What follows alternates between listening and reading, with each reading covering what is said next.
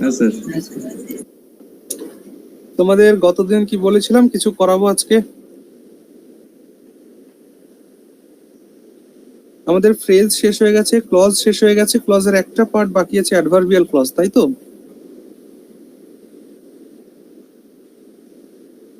Sir প্রসেসিভ করাবেন বলেছিলেন।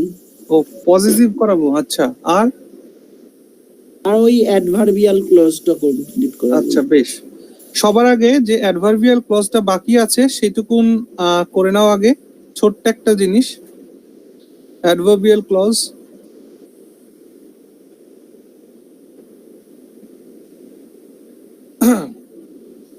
তো অ্যাডভার্বিয়াল ক্লজটা হচ্ছে, এই ক্লজটা একটা রিলেশন শো করে, ঠিক?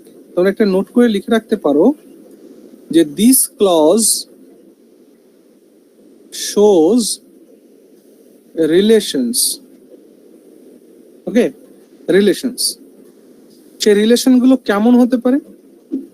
কন্ট্রাস্টের রিলেশন হতে পারে। কন্ট্রাস্ট মানে বৈপরীত্য ভাব হতে পারে, কোনো কন্ডিশন হতে পারে, ঠিক? রিজন হতে পারে, টাইম হতে পারে, ঠিক? তো এই যে যে রিলেশন গুলো, হ্যাঁ, এই জিনিসগুলো অ্যাডভার্বিয়াল ক্লজ দিয়ে আমরা প্রকাশ করে থাকি।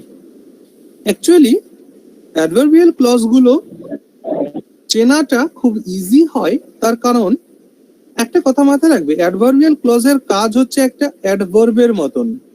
একটা অ্যাডভার্বের যা যা কাজ সেটা একটা অ্যাডভার্বিয়াল ক্লজও সেটা করবে। তো আমরা যাই হোক, এই যে যে চারটে মানে সিচুয়েশন দেখলাম, কন্ট্রাস্ট, কন্ডিশন, রিজন, টাইম, এইখানে আমি দেখবো, এবং এই কন্ডিশন নিয়ে আমি একটু বেশি জোর দেব তোমাদের, কারণ তোমাদের এক্সাম পয়েন্ট অফ ভিউ থেকে কন্ডিশন যেটা, সেই কন্ডিশনটা খুব গুরুত্বপূর্ণ একটা টপিক, এবং তোমাদের পরীক্ষায় এই কন্ডিশন থেকে না বহু প্রশ্ন জিজ্ঞেস করা হয়। সো চেষ্টা করবো আজকে এটা করার। তার আগে আমরা কতগুলো এক্সাম্পল দেখে নিই।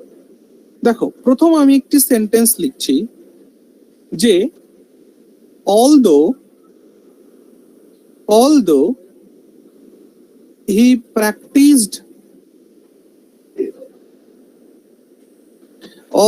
practiced every day, comma, he didn't win. এটা কমা অ্যাকচুয়ালি, হ্যাঁ, দাঁড়াও ভালো করে লিখে দিই। ও কি করলাম,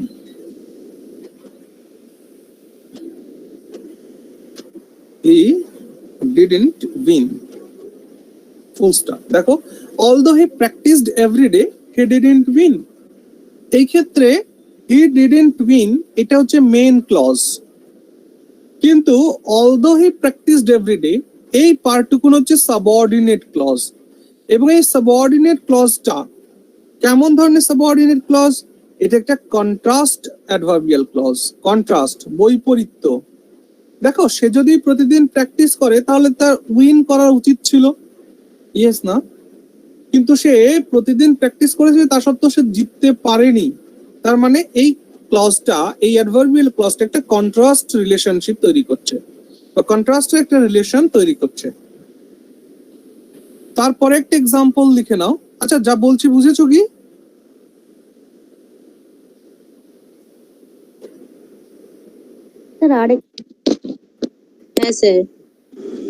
আরেকবার বলবো, দেখো, আমি বললাম যে কন্ট্রাস্টের রিলেশন মানে বৈপরীত্যের relation. although he practiced every day, যদিও সে প্রতিদিন প্র্যাকটিস করেছিল, he didn't win, সে জেতেনি। বলো আমায় একটা কথা, যদি কেউ প্রতিদিন প্র্যাকটিস করে তার তো জেতাটাই উচিত, ইয়েস অর নো? কিন্তু সে প্র্যাকটিস করেছে, জেতেনি। এই যে বৈপরীত্যের ভাব, এটাই হচ্ছে অ্যাডভার্বিয়াল ক্লজ।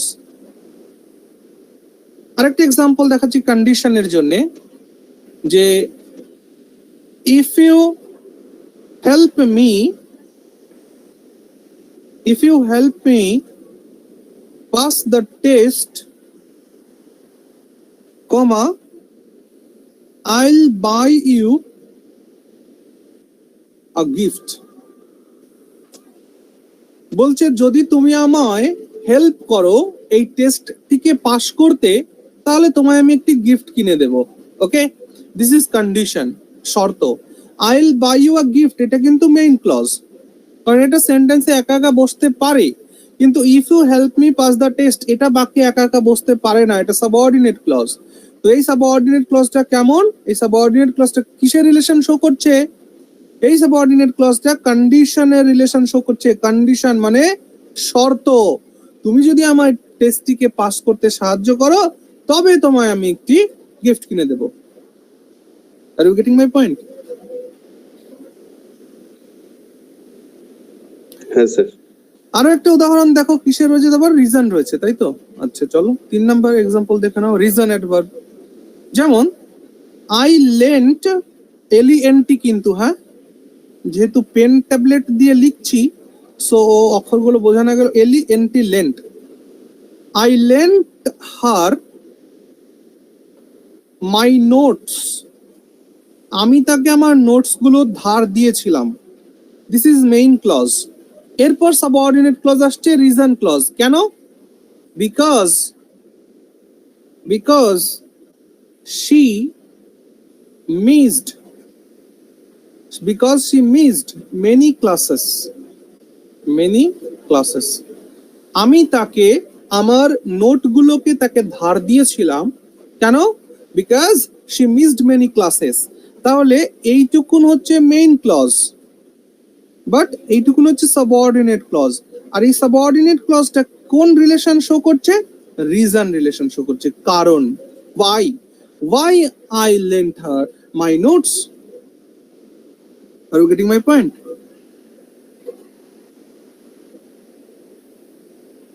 আরেকটা একদম দেখো যেটা দিয়ে টাইম বোঝায়, I saw him when he was only 10 years old. Full stop. I saw him, এটা মেইন ক্লজ, বাক্যে একা একা বসতে পারে, কিন্তু when he was only 10 years old এটুকুন সাবঅর্ডিনেট ক্লজ, এবং এই সাবঅর্ডিনেট ক্লজটা দিয়ে টাইম বোঝানো হচ্ছে time. So that is time রিলেশনকে শো করছে। এই হলো অ্যাডভার্বিয়াল ক্লজ, এখানে বেশি কিছু বলার নেই। এই পর্যন্ত ক্লিয়ার হয়েছে প্রত্যেকের?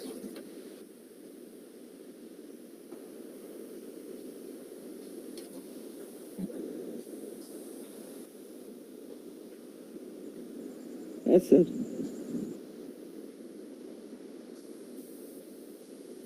হ্যাঁ স্যার।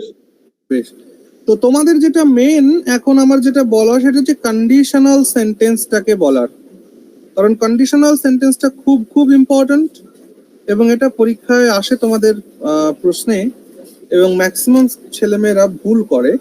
তো এইটুকু নোট ডাউন হলে আমি সেটা বলবো।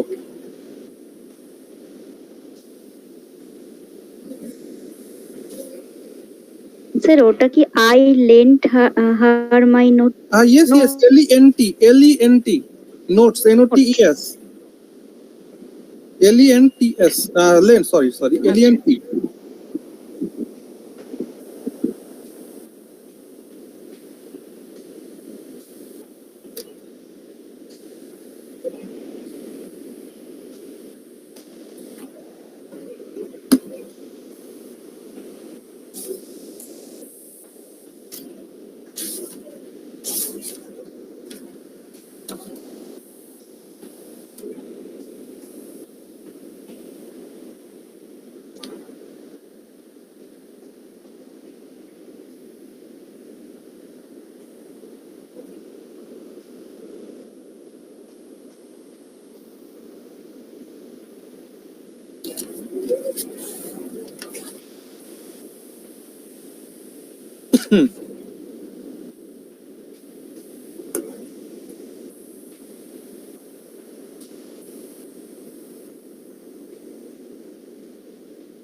হয়েছে সবার লেখা? হ্যাঁ স্যার। হ্যাঁ হ্যাঁ স্যার। বেশ,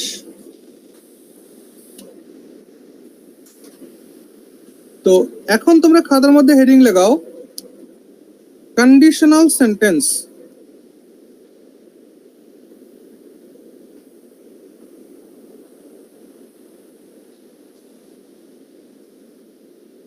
1 মিনিট ওয়েট করো, আমি একটু আসছি।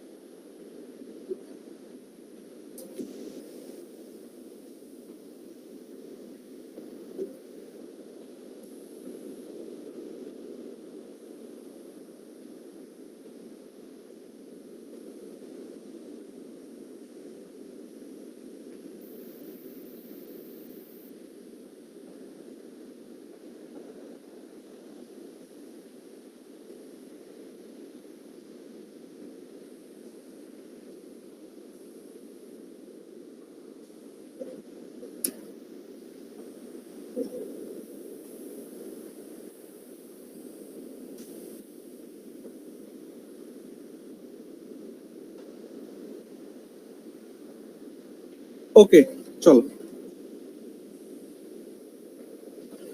তো খাতার মধ্যে হেডিং লাগাবে কন্ডিশনাল সেন্টেন্স।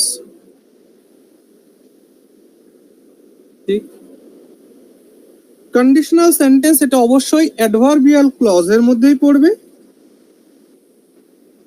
তো কন্ডিশনাল সেন্টেন্সের মধ্যে অ্যাডভার্বিয়াল ক্লজ থাকবেই থাকবে। তো সবার প্রথমে বলি, কন্ডিশনাল সেন্টেন্স যদি আমি বলি তাহলে কন্ডিশনাল সেন্টেন্স হয় তিন প্রকার। ওকে, কন্ডিশনাল সেন্টেন্স কয় প্রকার? কন্ডিশনাল সেন্টেন্স হচ্ছে 3 প্রকার। সুন্দর করে নোট লাগাবে। প্রথমটাকে যদি আমরা বলি, that is Real condition. Real condition. আরেকটা হচ্ছে আনরিয়াল কন্ডিশন।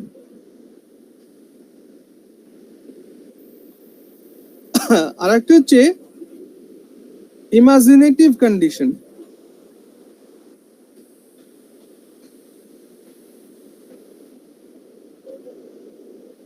তাহলে কন্ডিশনাল সেন্টেন্স কয় প্রকার?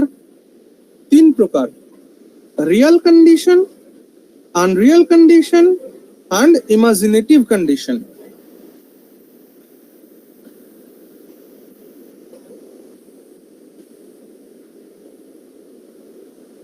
এ পর্যন্ত সবার হয়েছে? রিয়াল কন্ডিশন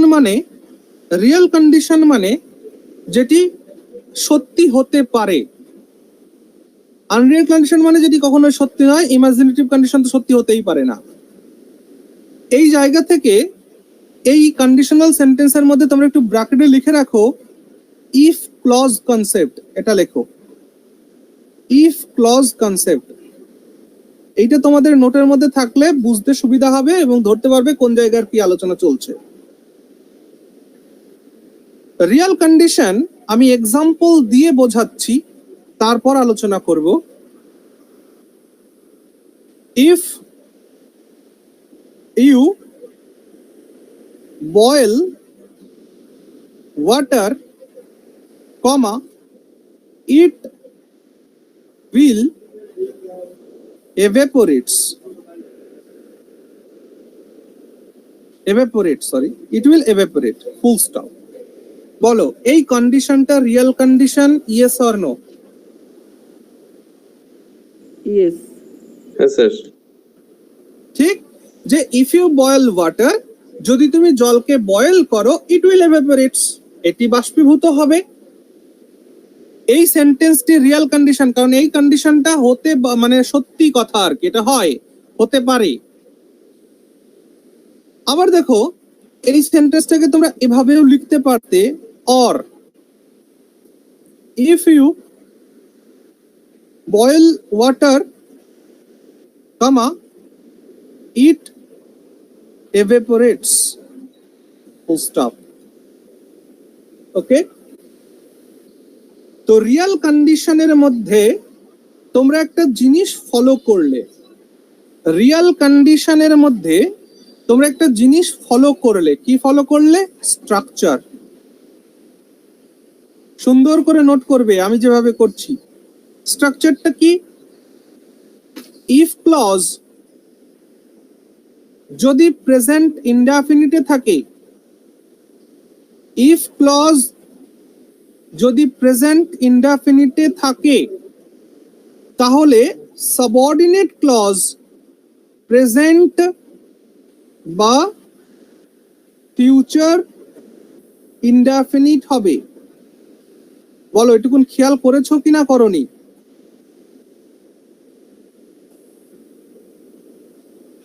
খেয়াল করেছো কিনা করনি? ইফ ক্লজ যদি প্রেজেন্ট ইনডেফিনিট টেন্সে থাকে তাহলে সাবঅর্ডিনেট ক্লজ প্রেজেন্ট বা ফিউচার ইনডেফিনিটে হবে। বুঝলে কিনা বলো? হ্যাঁ স্যার। এই স্ট্রাকচার গুলোই তো ভালো করে ফলো করতে হয়। যদি না বোঝো আমি আবার বলছি, ইফ ক্লজ কোন টু কোন, দাঁড়াও কালি চেঞ্জ করে নি। ইফ ক্লজ কোন টু কোন, ইফ ইউ বয়েল ওয়াটার, এটা ইফ ক্লজ, ঠিক? আচ্ছা, ও সাব, এটা সাবঅর্ডিনেট ক্লজ লিখো না প্লিজ, এটা মেইন ক্লজ লিখো, এমসি লিখো, এমসি মেইন ক্লজ, এমসি লিখো, একটু কারেকশন করে নাও। তাহলে এটা দেখো সাবঅর্ডিনেট ক্লজ মানে ইফ ক্লজ, সাবঅর্ডিনেট ক্লজ যেটা সেটাই ইফ ক্লজ। তাহলে এই যে ইফ ক্লজ বা সাবঅর্ডিনেট ক্লজ যেটাই বলে, এটা কোন টেন্সে রয়েছে বলো তো? If you boil water present indefinite টেন্সে রয়েছে, ইয়েস অর নো? হ্যাঁ স্যার। তাহলে ইফ ক্লজ যদি প্রেজেন্ট ইনডেফিনিট টেন্সে থাকে তাহলে এর সঙ্গে যে মেইন ক্লজটা থাকবে, কোনটা main clause? It will evaporate, এটা মেইন ক্লজ। তাহলে মেইন ক্লজটা হয় প্রেজেন্ট টেন্স বা ফিউচার ইনডেফিনিট টেন্সে থাকবে, যার জন্য এখানে দুটো এক্সাম্পল দিয়েছি। এইটা রয়েছে ফিউচার ইনডেফিনিট টেন্সে, এটা রয়েছে প্রেজেন্ট ইনডেফিনিট টেন্সে। Is it clear?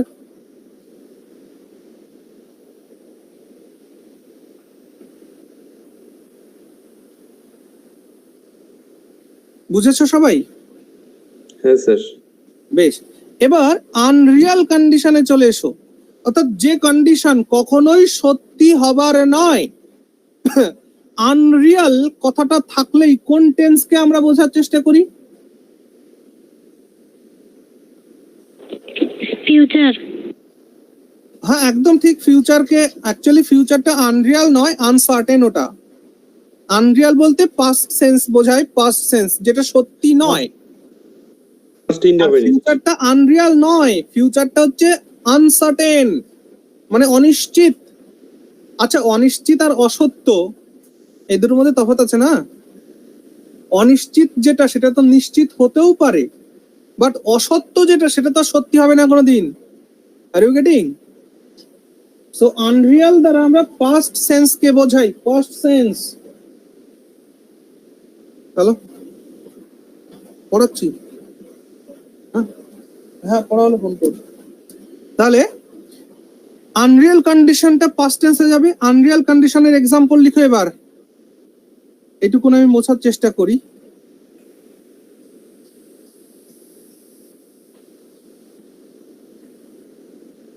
আনরিয়াল কন্ডিশনের এক্সাম্পল লিখতে হবে এবার।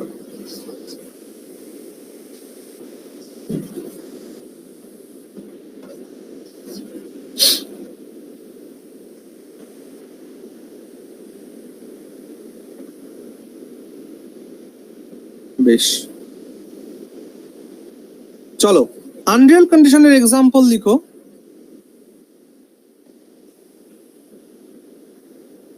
If I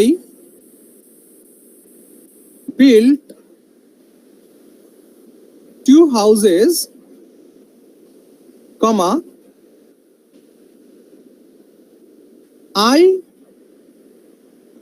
if I built 2 houses, I would give you 1. Full stop. এটা এক্সাম্পল একটা। 2 নম্বর example, if I had built 2 houses, comma, I would have given you 1 full stop লিখেছো?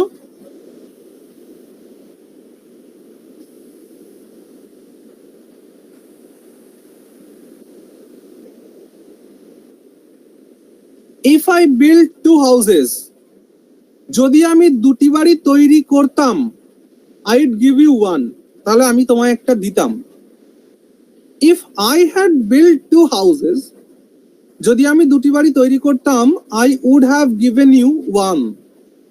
এই জায়গা থেকে দুটো স্ট্রাকচার আমরা পেলাম। প্রথম স্ট্রাকচার কি?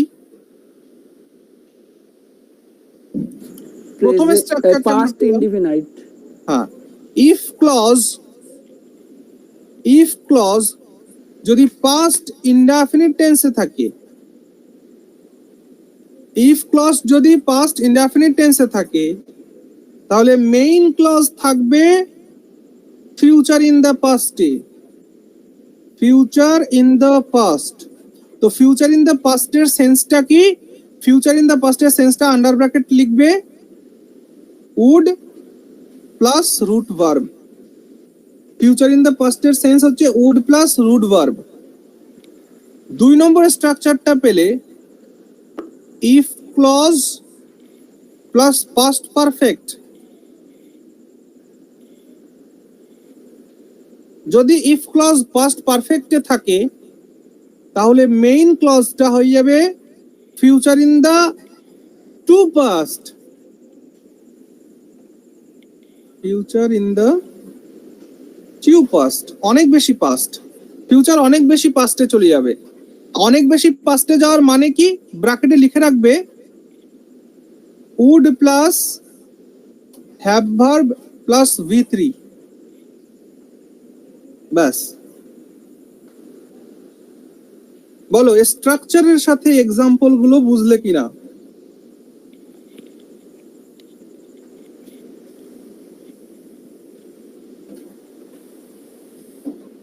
ইফ ক্লজ যদি পাস্ট টেন্সে থাকে, প্রথমত এক্সাম্পলটা দেখো পাস্ট ইনডেফিনিট টেন্সে থাকে।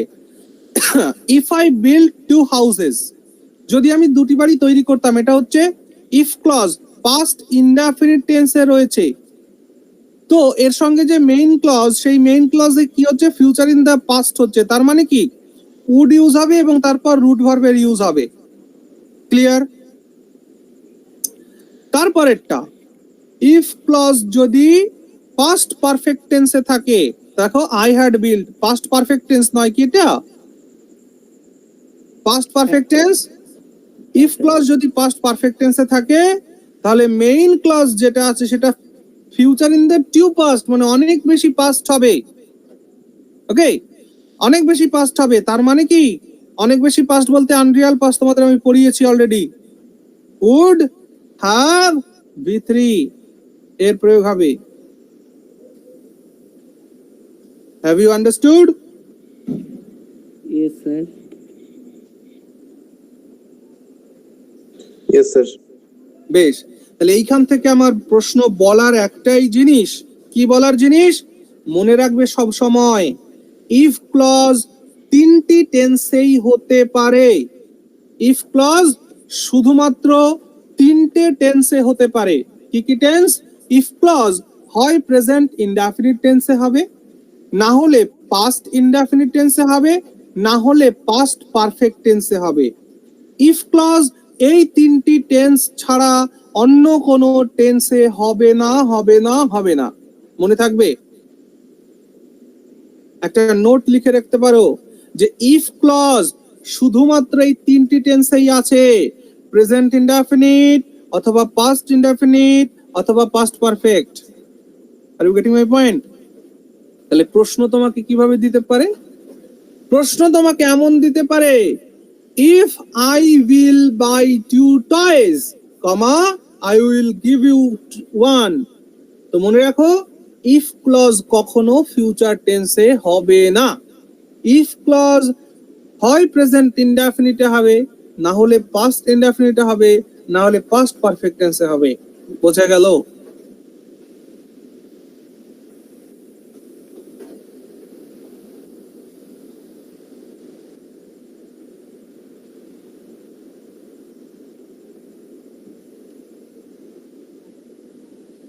বোঝা গেল? হ্যাঁ স্যার। হ্যাঁ স্যার। এটা মনে রাখবে কিন্তু, এটা যখন আমরা এরর কারেকশন করব তখন এগুলো তোমরা দেখবে মনে, মানে অনেক পরীক্ষা এগুলো আসে। যাক, তাহলে সবার মানে স্ট্রাকচার সহ এক্সাম্পল গুলো লেখা হয়ে গেছে। লাস্ট একটা বাকি আছে ইমাজিনেটিভ কন্ডিশন। ইমাজিনেটিভ কন্ডিশন মানে কি? ইমাজিনেটিভ মানে কল্পনা করা।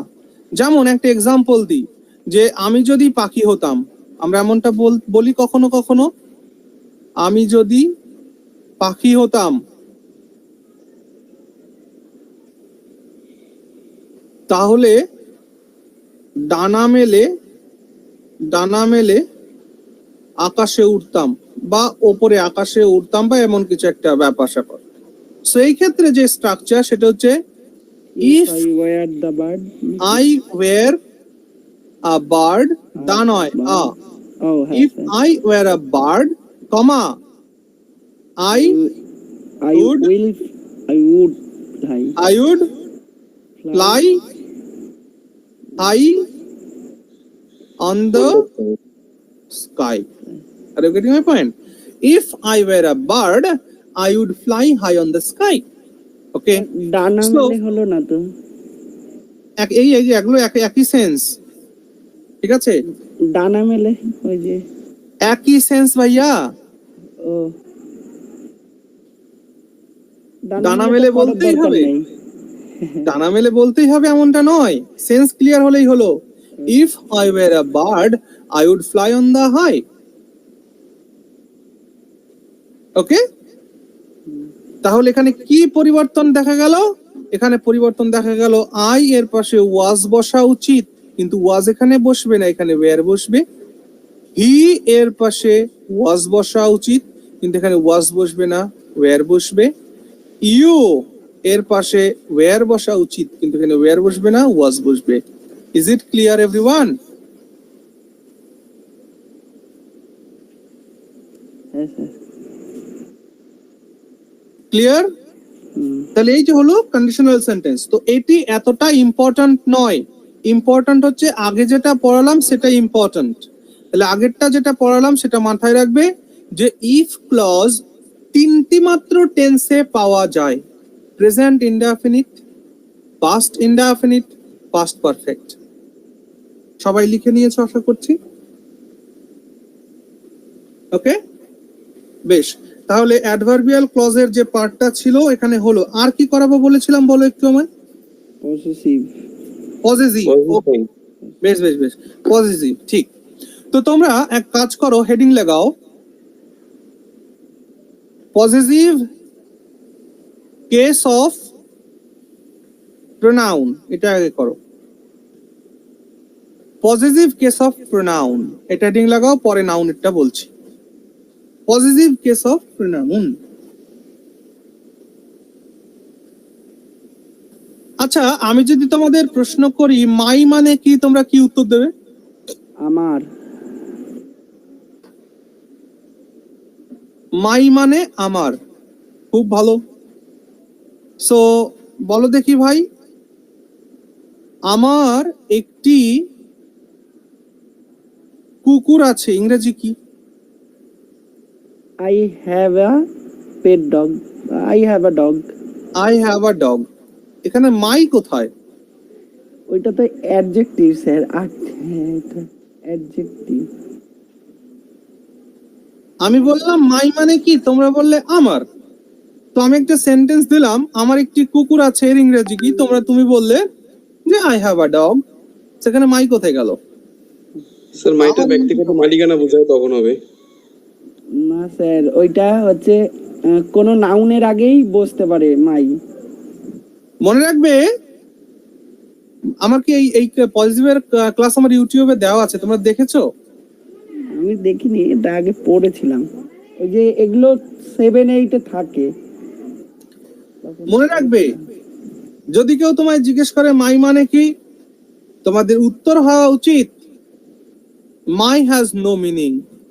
কি উত্তর হওয়া উচিত? মাই হ্যাজ নো মিনিং। মাইয়ের কোনো উত্তর মানে মিনিং নেই। আমি যদি বলি আওয়ার মানে কি, আমাদের বলবে না কখনো। আওয়ার বললে বলবে আওয়ার হ্যাজ নো মিনিং। এদের পরে মিনিং কখন হয়? যখন এদের পরে কোনো নাউন বসাবে তবে হবে। আমার কথা বোঝা যাচ্ছে? সেই দিক থেকে আমি যদি বলি মাইন, এই মাইন মানে আমার। Are you getting my point? আমি এখনই বোঝাবো কি বলতে চাইছি আমি। মাইন মানে আমার, শুধু মাই মানে আমার বলাটা ঠিক নয়, কারণ এই মাই এর পরে যদি কোনো নাউন না বসে তাহলে এর কোনো মানেই হয় না, এর কোনো অর্থই হয় না। স্যার মানে কেবল আমি ট্রেলার আলোচনা করলাম, ট্রেলারে যা কিছু বললাম একটু একটু করে মাথায় যদি ঢোকে তো এবার আমি আলোচনাতে যাব। হ্যাঁ বলো, কেউ কিছু বলছো বলো। স্যার বলছিলাম সাউন্ড প্রবলেম। আমার কথা শোনা যাচ্ছে না ঠিকঠাক?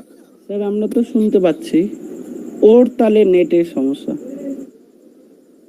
ও আচ্ছা, সবাই বলো একটু সাউন্ড ওকে আছে তো? স্যার ঠিক আছে। হ্যাঁ স্যার ঠিক আছে। বেশ, এবার চলো শিখতে থাকো। মনে রাখবে পজিটিভ কেস অফ প্রোনাউনের জন্য, পজিটিভ কেস অফ প্রোনাউন এই জন্যই পড়াচ্ছি তার কারণ আমাদের এখনো অনেকের ভুল হয়ে যায় যে কোনটা প্রোনাউন আর কোনটা অ্যাডজেক্টিভ এটা বোঝার জন্য। তো সবার আগে আমার একটা কথা বলো, পজিটিভ কেস পড়ানোর আগে আমার একটা কথা বলো, কোন একটা নাউনকে যদি কেউ মডিফাই করে বা ডেসক্রাইব করে, অর্থাৎ ডেসক্রাইবার অফ নাউন, ডেসক্রাইবার হোক বা মডিফায়ার হোক বা কোয়ালিফায়ার হোক, এরা যারা হয় তাদেরকে কি বলি আমরা এক কথায়? অ্যাডজেক্টিভ। অ্যাডজেক্টিভ বলি। Very good. সেই অর্থে আমি যদি বলি মাই কার, কারটা কার? আমার। আমার। তাহলে এই মাই কথাটি এই কারকে কি মডিফাই করছে বা ডেসক্রাইব করছে? হ্যাঁ স্যার। সো মাই হ্যাঁ। কখনোই প্রোনাউন হতে পারে না, my adjective. Are you getting my point? Are you getting my point? Yes sir. এই জন্যে মাইকে কখনো আমরা প্রোনাউন বলবো না, মাই হচ্ছে অ্যাডজেক্টিভ। সেই জন্যে এই পজিটিভ কেস অফ প্রোনাউনের মধ্যে আমরা দুটো জিনিস দেখব। একটা জিনিস আমরা পাবো পজিটিভ প্রোনাউন, পজিটিভ অ্যাডজেক্টিভ আগে দেখাই, আর একটা হবে পজিটিভ প্রোনাউন। তাহলে পজিটিভ প্রোনাউন আর পজিটিভ অ্যাডজেক্টিভ নিয়ে এখনো ছেলে মেয়েদের মধ্যে কনফিউশন আছে। একটু আগেই তোমরা বলছিলে মাইটা পজিটিভ প্রোনাউন, না মাই পজিটিভ প্রোনাউন নয়। দেখো তাহলে পজিটিভ কেস অফ প্রোনাউনের মধ্যে আমরা দুটো জিনিস পাচ্ছি, একটা হচ্ছে পজিটিভ অ্যাডজেক্টিভ আর একটা পাচ্ছি পজিটিভ প্রোনাউন। ওকে, খুব ভালো করে বোঝো, মাই, মাইয়ের কোনো অর্থ নাই যতক্ষণ না এর পরে কোন একটা নাউন বসানো হচ্ছে। তাহলে পজিটিভ অ্যাডজেক্টিভের পরে সর্বদা কোনো নাউন বসাতে হবেই। Without noun they have no meanings. Are you getting my point? তাহলে মাই কার, আমার গাড়ি। ওকে, অর্থাৎ একটা এক্সাম্পল দিয়ে বোঝাই সেন্টেন্সের মধ্যে, this car is my car. Are you getting my point? This car is my car. সে এই অর্থে এই মাইটা কি not pronoun, this is adjective. কেন অ্যাডজেক্টিভ?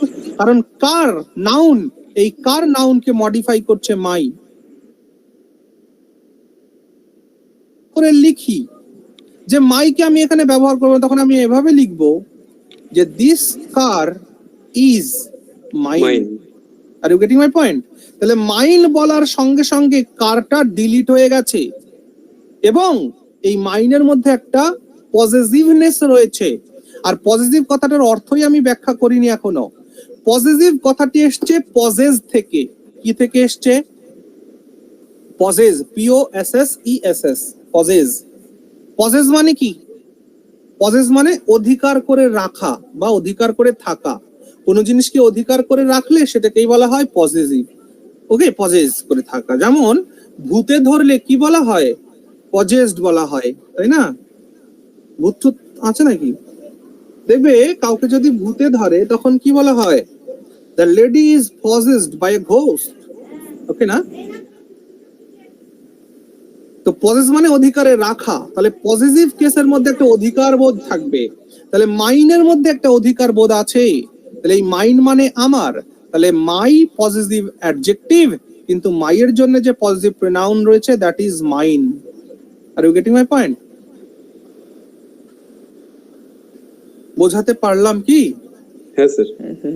ঠিক তেমনি করে মাই তো আমার হলো ইয়র, ইয়র প্লাস কার না লিখলে মিনিং আসবে না, কিন্তু এইটাকেই তুমি এইভাবে লিখবে yours, okay? Your positive adjective, yours positive pronoun. Our plus car না দিলে মানে হবে না, আওয়ার এর পরে কার বা নাউন, কারই দিতে হবে তার কোনো মানে, কিন্তু নাউন, নাউন না দিলে কোনো মিনিং হবে না, কিন্তু এই আওয়ার কার এর যদি প্রোনাউন খুঁজতে হয় তাহলে তোমাকে লিখতে হবে আওয়ার্স, ওকে? আওয়ার্স। দেয়ার এর সঙ্গে কার না দিলে মানে হবে না দেয়ার এর, আর এখানে হবে theirs, okay? Her plus car, this is hers, okay? His plus car, এখানে ইজি হবে, এখানে আবার এস দিও না, his his, his car, this is positive adjective, this is positive pronoun, okay? আর বাদ গেল কি? ইটস, ইটস প্লাস কার, তো এটা ইটসই হবে। তাহলে বাম পাশের গুলো সব হচ্ছে পজিটিভ অ্যাডজেক্টিভ, ডান পাশের গুলো হচ্ছে পজিটিভ প্রোনাউন, ওকে?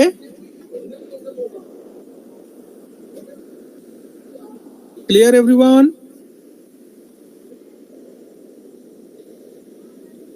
হ্যাঁ স্যার। বেশ, তাহলে একটুকুন হয়ে গেল। এবার মুছে দেবো তাহলে এগুলো।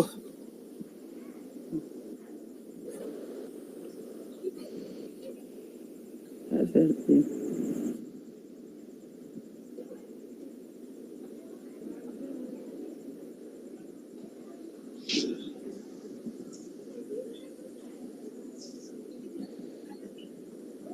মুছে দিলাম, হ্যাঁ স্যার।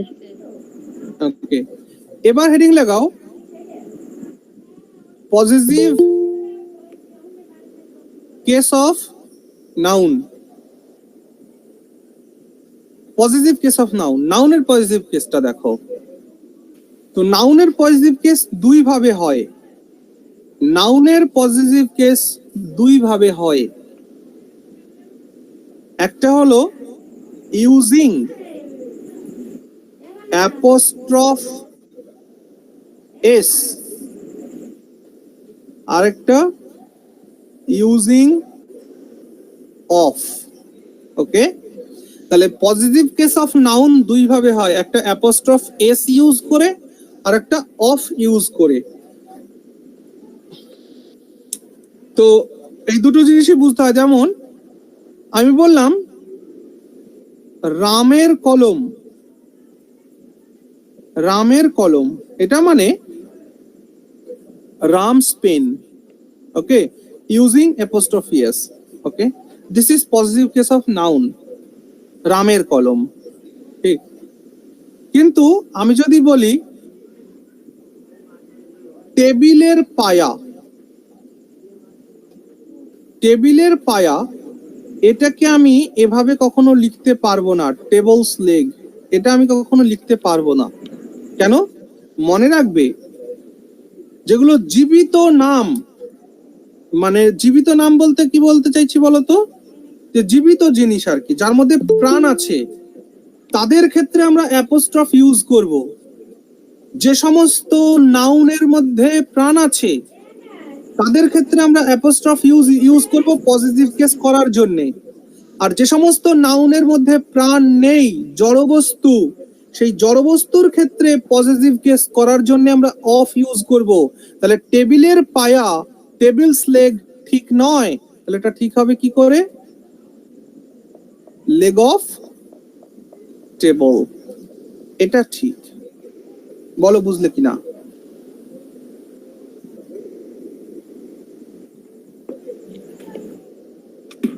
হ্যাঁ স্যার। ক্লিয়ার? যে কয়টা পয়েন্ট বললাম এগুলো কিন্তু সব কটা থেকে পরীক্ষায় তোমাদের প্রশ্ন জিজ্ঞেস করবে, ঠিক আছে?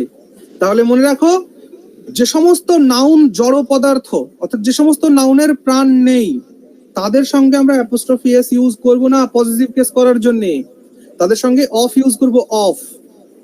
আর যে সমস্ত নাউনের মধ্যে প্রাণ আছে তাদের ক্ষেত্রে আমরা অ্যাপোস্ট্রফি এস করব। ইভেন সে যদি মরেও যায় তবুও, মনে করো রামবাবু মরে গেছে, তবু আমরা রামবাবুর জন্য অ্যাপোস্ট্রফি এস ইউজ করব, বুঝতে পারছি? কিন্তু চেয়ার, টেবিল, ইট, কাঠ, পাথর, ছাদ, বাড়ি এদের জন্য নয়। অ্যানিমেট আর ইনঅ্যানিমেট, তাই তো স্যার? ওকে,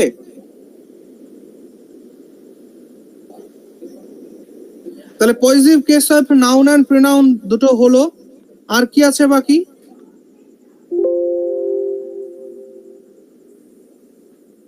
তাহলে আজকে আমরা কি কি শিখলাম?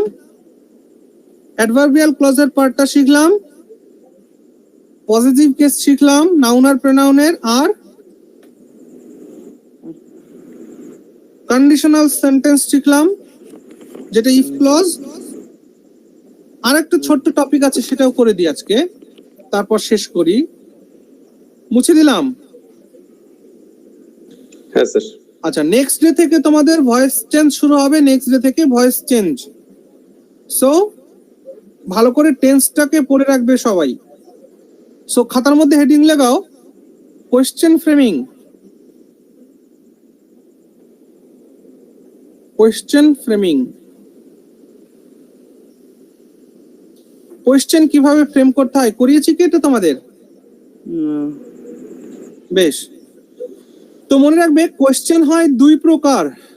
কোয়েশ্চেন হয় দুই প্রকার, একটা হচ্ছে yes or no type question, আর একটা হচ্ছে WH word type question.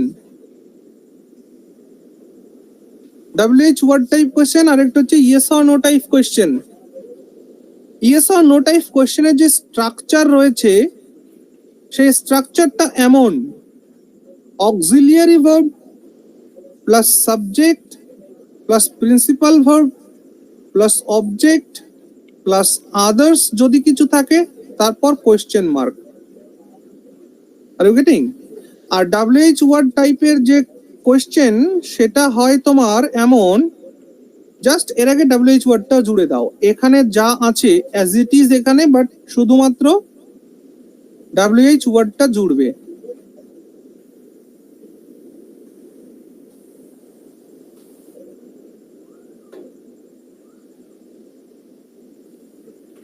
Okay, yes or no টাইপের কোয়েশ্চেন আর WH ওয়ার্ড টাইপ কোয়েশ্চেন। দেখো, আমি যদি বলি, এক্সাম্পল বলছি এবার,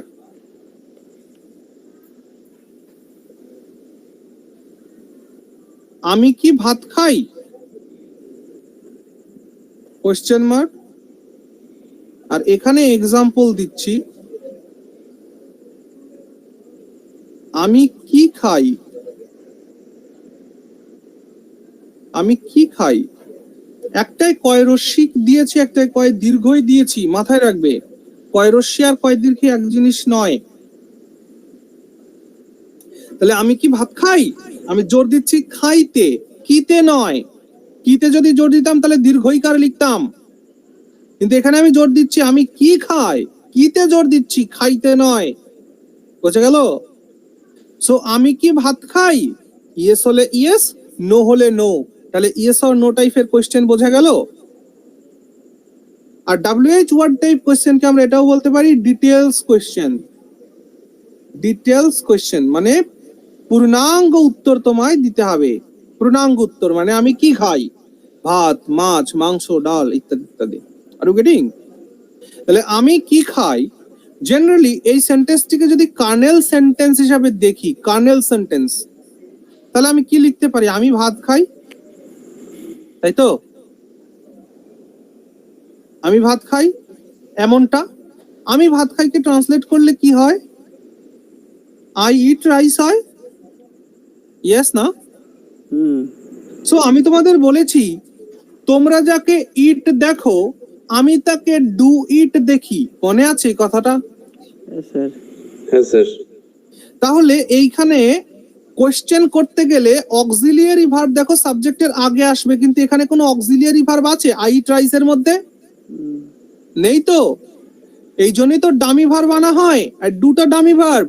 তাহলে সেই জন্য আমি কিন্তু এগুলো আগে পড়িয়ে রেখেছি যে এইখানে আই ইট রাইসটা এমন যে আই ডু ইট রাইস এমনটা রয়েছে এখানে। তাহলে এইবার এটাকে কোশ্চেন করার জন্য যখন অক্সিলিয়ারি ভার্ব সাবজেক্টের আগে নিতে হবে, তাহলে কাকে নিতে হবে? ডু কে নিতে হবে। Are you getting my point?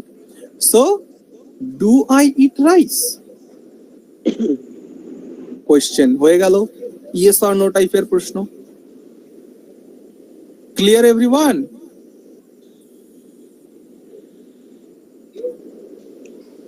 হ্যাঁ স্যার। এবার এখানে দেখো আমি কি খাই, এটার যদি আমি কার্নেল সেন্টেন্স করি, কার্নেল সেন্টেন্স মানে মূল বাক্য, অর্থাৎ যে বাক্য থেকে এই প্রশ্নটা তৈরি হয়েছে, তাহলে আমি কি খাই এর উত্তরে আমি বলতে পারি যে আমি এই কিটাকে মনে করো হোয়াট, কি এর ইংরেজি হোয়াট, তো আমি হোয়াট খাই, এটা উত্তর। কারণ হোয়াটের মধ্যে উত্তর আছে, কি এর মধ্যে উত্তর আছে, আমি হোয়াট খাই, ঠিক? কারণ এই হোয়াটের মধ্যে উত্তর আছে, কার্নেল সেন্টেন্স। এটিকে যদি আমি ট্রান্সলেট করি কি লিখবো আমি? I do eat what. Are you getting my point? I do eat what. Do eat কোথা থেকে পেলাম? ওই তোমরা যাকে ইট দেখো আমি তাকে ডু ইট বলি, কিন্তু নর্মাল সেন্সে আমি ভাত খাই এর ইংরেজি কিন্তু লিখবে না যে আই ডু ইট রাইস, এমনটা লিখবে না, কিন্তু মানে চেঞ্জ হয়ে যাবে। আই ডু ইট রাইস মানে আমি ভাত খাই, তো তার মানে তুমি জোর দিয়ে বলছো কথাটি, যেটা আমি বোঝাতে চাইছি আশা করছি তোমরা বুঝতে পেরেছো।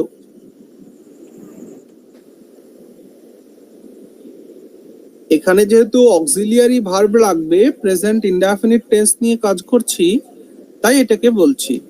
তাহলে এবার যদি এটাকে প্রশ্ন করতে হয় স্ট্রাকচার কি বলছে, WH ওয়ার্ড যেখানেই থাকুক না কেন সেটা সেন্টেন্সের আগে আসবে, তাই WH ওয়ার্ড এখানে আছে, একে সেন্টেন্সের আগে নিয়ে চলে এসো হোয়াট, তারপর অক্সিলিয়ারি ভার্বকে নিয়ে আসো যেমন আছে তেমন, কোশ্চেন মার্ক।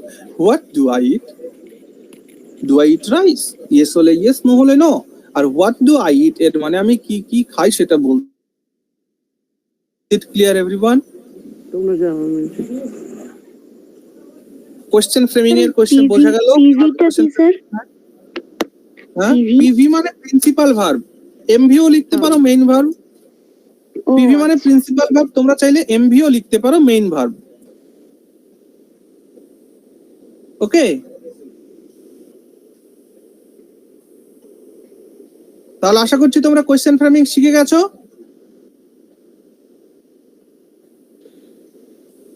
হ্যাঁ স্যার। বেশ, এবার আমি তোমাদেরকে একটা কাজ দিচ্ছি, সেই কাজটা হচ্ছে মুছে দিলাম।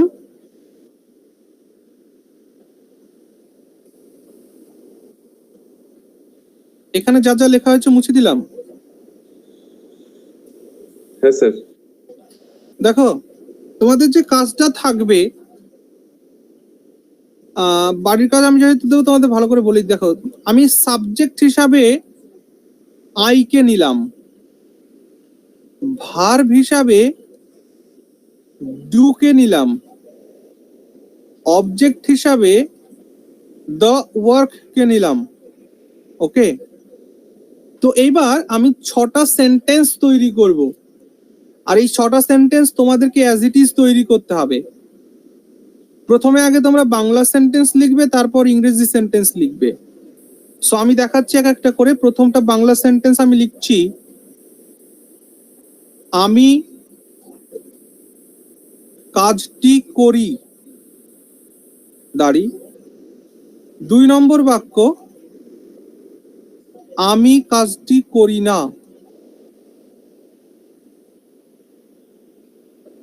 3 নম্বর বাক্য, আমি কি কাজটি করি। Question mark. 4 নম্বর বাক্য, আমি কি কাজটি করি না?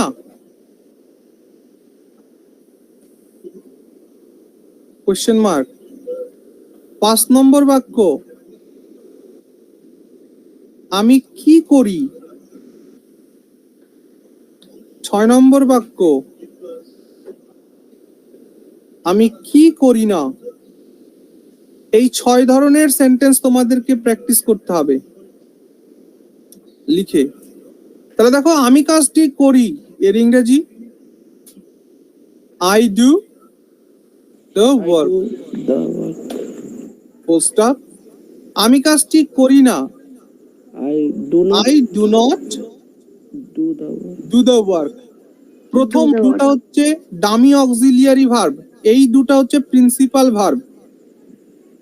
আমি কি কাজটি করি?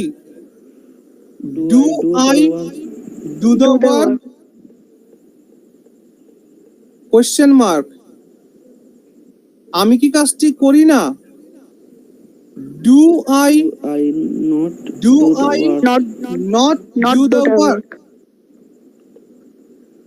Question mark. আমি কি করি? What I do. What do I do? Question mark. আমি কি করি না? What do I not do? do. Question mark. বোঝা গেছে এই 6টা সেন্টেন্সের যে স্ট্রাকচার? বুঝতে পেরেছো? হ্যাঁ স্যার। এই 6টা সেন্টেন্সের স্ট্রাকচারের মধ্যে এবার আমি যদি তোমাদের বলে দিই যে সাবজেক্ট হিসাবে আমি তোমাদের দিলাম হি, ভার্ব হিসাবে মানে প্রিন্সিপাল ভার্ব হিসাবে আমি তোমাদের দিলাম কল, মনে করো কল দিলাম। আর অক্সিলিয়ারি ভার্ব হিসাবে মনে করো আমি তোমাদেরকে বি ভার্ব দিলাম, বি ভার্ব অক্সিলিয়ারি ভার্ব দিলাম। সেটা তোমার প্রেজেন্টও করতে পারো, পাস্টও করতে পারো, যেটা তোমাদের খুশি। আর তোমাদের অবজেক্ট হিসাবে আমি দিলাম ইউ। আচ্ছা, বুঝে গেল? এই কয়েকটা ইনফরমেশন থেকে তোমরা এই 6 ধরনের বাক্য তৈরি করতে পারবে কিনা বলো? হ্যাঁ পারবো স্যার। হ্যাঁ স্যার পারবো, এবং সেগুলোকে ট্রান্সলেট করতে পারবে কিনা বলো? পারবো স্যার। তাহলে তাহলে নিজেরা এরকম আরো 5টি সেট তৈরি করবে। Are you getting my point? এটা একটা সেট আমি তোমাদের বলে দিলাম। তো এরকম তোমরা অন্য কোনো ভার্ব নেবে, প্রিন্সিপাল ভার্ব, অন্য কোনো অক্সিলিয়ারি ভার্ব নেবে, অন্য কোনো সাবজেক্ট নেবে, অন্য কোনো অবজেক্ট নেবে, নিয়ে করবে। Is it clear? ঠিক আছে স্যার। Okay sir. আচ্ছা, যদি এই বাক্যটা যদি এমন থাকতো, একটা জিনিস মাথায় রাখো, সাবজেক্ট হিসাবে এখানে হি নিয়েছো, এখানে আই নিয়েছো, তো সাবজেক্ট যখন প্রোনাউন তখন কিছু আসে যায় না। কিন্তু সাবজেক্ট যদি নাউন হয় তাহলে একটা জায়গায় একটু সমস্যা হয়, সেটা আমি বলে দিচ্ছি তোমাদের। যদি আমি এমন বলতাম যে রাম কাজটি করে না, রাম কাজটি করে না, এই ক্ষেত্রে ট্রান্সলেশন কি হতো? রাম ডু নট আগে বলো, রাম কাজটি করে তার ইংরেজি কি? Ram Ram do the work. Does the work. Ram does the work. Does. Sorry sir. Ram does the work. Subject যদি থার্ড পারসন সিঙ্গুলার নাম্বার থাকে তাহলে মূল ভার্বের সঙ্গে এসইএস যোগ হয়। তাহলে রাম কাজটি করে তার ইংরেজি হচ্ছে রাম ডাজ দ্য ওয়ার্ক। এখন যদি বলি রাম কাজটি করে না, তাহলে এটাকে আমরা কি করে লিখবো? Ram does not Does work. Ram Does not do the work. Not do the work. এই ফরমেশনে যদি আমরা লিখি তাহলে কিন্তু আমাদের ভুল হয়ে গেল। Are you getting? দেখো 2 নম্বর বাক্য খেয়াল করো, 2 নম্বর বাক্য খেয়াল করো ভাইয়া। 2 নম্বর বাক্য দেখো, আই ডু নট ডু, 2 নম্বর বাক্য নয়। 4 নম্বর বাক্য খেয়াল করো, 4 নম্বর বাক্য, do I not do the work. অর্থাৎ আমি এইখানে আই সাবজেক্ট আছে বলে নট কে কিন্তু আই এর আগে নিয়ে যাইনি। তো এই বাক্যটি সঠিক নয় এই জন্যেই, সাবজেক্ট যদি নাউন হয় তাহলে অক্সিলিয়ারি ভার্বের সঙ্গে নেগেটিভ সেন্সটাও আগে চলে যায়। কি বললাম? আবার বলছি, সাবজেক্ট যদি নাউন হয় তাহলে নেগেটিভ সেন্স অক্সিলিয়ারি ভার্বের সঙ্গে আগে উঠে যাবে কোশ্চেন তৈরি করার জন্য। ইয়েস, তাহলে এটা রাম কাজটি, রাম কি, এখানে কি হবে, সরি, রাম কি কাজটি করে না, রাম কি কাজটি করে না। এই সেন্টেন্সটির সঠিক ট্রান্সলেশন হলো does not Ram do it বা do the work. Are you getting my point? Question mark. এটা সঠিক হলো, ওপরেরটি নয়। তাহলে কি বলেছি বোঝা গেছে? সাবজেক্ট হিসাবে যদি নাউন থাকে তাহলে কোশ্চেন করার সময় অক্সিলিয়ারি ভার্বের সাথে সাথে নেগেটিভ সেন্সটাও সাবজেক্টের আগে চলে যাবে। Clear everyone? হ্যাঁ স্যার। বেশ, তাহলে এরকম আরো 5টা সেট তোমরা তৈরি করবে, করে গ্রুপে পোস্ট করবে লিখে, আমি চেক করব প্রত্যেকের খাতায়। ওকে ওকে স্যার। ঠিক আছে, 9:30 বেজে গেছে। তাহলে আজকে ভালো থেকো সবাই। নেক্সট ডে থেকে আমাদের বেসিক আলোচনাগুলো শেষ হলো আজকে। নেক্সট ডে থেকে আমি তোমাদেরকে ভয়েস চেঞ্জ শেখাবো, আর সাথে ভোকাবুলারি গুলো দিতেই পাচ্ছি না।